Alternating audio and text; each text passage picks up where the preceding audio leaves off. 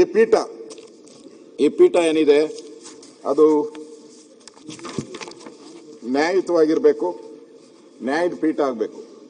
ತಮ್ಮ ಬಯೋಡೇಟಾ, ನಮ್ಮ ಅಧಿಕಾರಿಗಳು ಕೊಟ್ಟಿರೋ ಬಯೋಡೇಟಾದಲ್ಲಿ ನಿಮ್ಮ ಮನೆತನ ಪೊಲೀಸ್ ಪಟೇಲ್ ಮನೆತನ ಅಂತ ಇದೆ.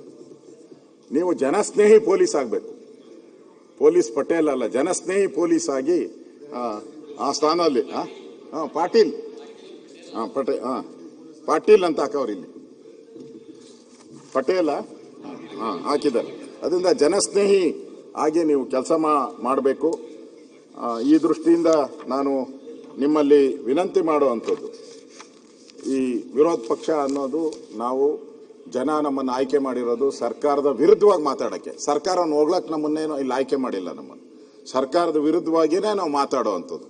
ಅಂಥ ಸಂದರ್ಭದಲ್ಲಿ ನಾವು ಏನೇ ಮಾತಾಡಿದ್ರು ಅದು ಅಶೋಕ ಮಾತಾಡ್ತಾ ಇದ್ದಾರೆ, BJPಯವ್ರು ಮಾತಾಡ್ತಾ ಇದ್ದಾರೆ ಅಂತ ಆಗಬಾರ್ದು.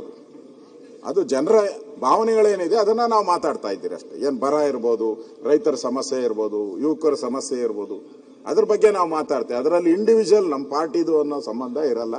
ನಾವು ಜನರ ಪರವಾಗಿ ನಾವು ಮಾತಾಡ್ತಾ ಇದ್ದೀರಿ. ಅದರಿಂದ ನೀವು ಈ ಸಭಾಧ್ಯಕ್ಷ ಸ್ಥಾನದಲ್ಲಿ ಕೂತ್ಕೊಂಡು ಒಂದು ಇತಿಹಾಸವನ್ನು ನಿರ್ಮಾಣ ಮಾಡಿ, ನಿಮ್ಮದೇ ಹೆಸರನ್ನು ಒಂದು ಛಾಪನ್ನು ಮೂಡುವಂಥ ರೀತಿಯಲ್ಲಿ ನೀವು ಕೆಲಸ ಮಾಡಿ.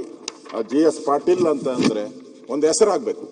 ಆ ಸ್ಥಾನದಲ್ಲಿ ಕೂತಾಗ GS ಪಾಟೀಲ್ ಅಂತ ಒಬ್ಬರಿದ್ದರು, ಈ ರೀತಿ ಅವರ ನಡವಳಿಕೆ ಇತ್ತು ಅನ್ನೋ ಒಂದು ಹೆಸರನ್ನು ಕೂಡ ತಾವು ಮಾಡಬೇಕು ಅಂತೇಳಿ ನಾನು ತಮ್ಮಲ್ಲಿ ವಿನಂತಿಯನ್ನು ಮಾಡಿ, ಕೊನೆಯದಾಗಿ ನಿಮ್ಮ ಪೀಠ ಇದೆಯಾ, ಪೀಠ ಪಕ್ಷಕ್ಕಿಂತ ಎತ್ತರವಾಗಿರಬೇಕು, ನಿಮ್ಮ ತೀರ್ಪು ವ್ಯಕ್ತಿಗಿಂತ ಮೇಲಿರಬೇಕು, ನಿಮ್ಮ ನಡೆ ಅಧಿಕಾರಕ್ಕಿಂತ ಶ್ರೇಷ್ಠವಾಗಿರಬೇಕು ಅನ್ನೋ ಮಾತು.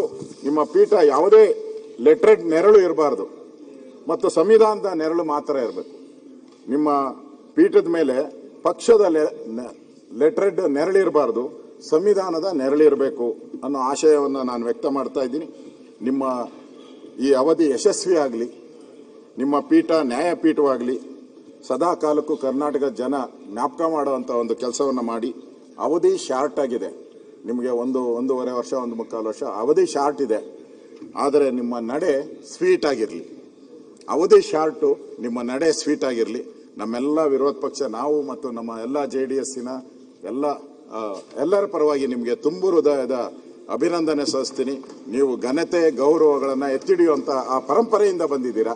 ನಮ್ಮ ಪೂರ್ತಿ ಸಹಕಾರ ನಿಮಗೆ ಸದಾ ಇರುತ್ತೆ ಅನ್ನೋ ಮಾತನ್ನು ಹೇಳಿ ನನಗೆ ಅವಕಾಶ ಕೊಟ್ಟಿದ್ದಕ್ಕೆ ಧನ್ಯವಾದಗಳು.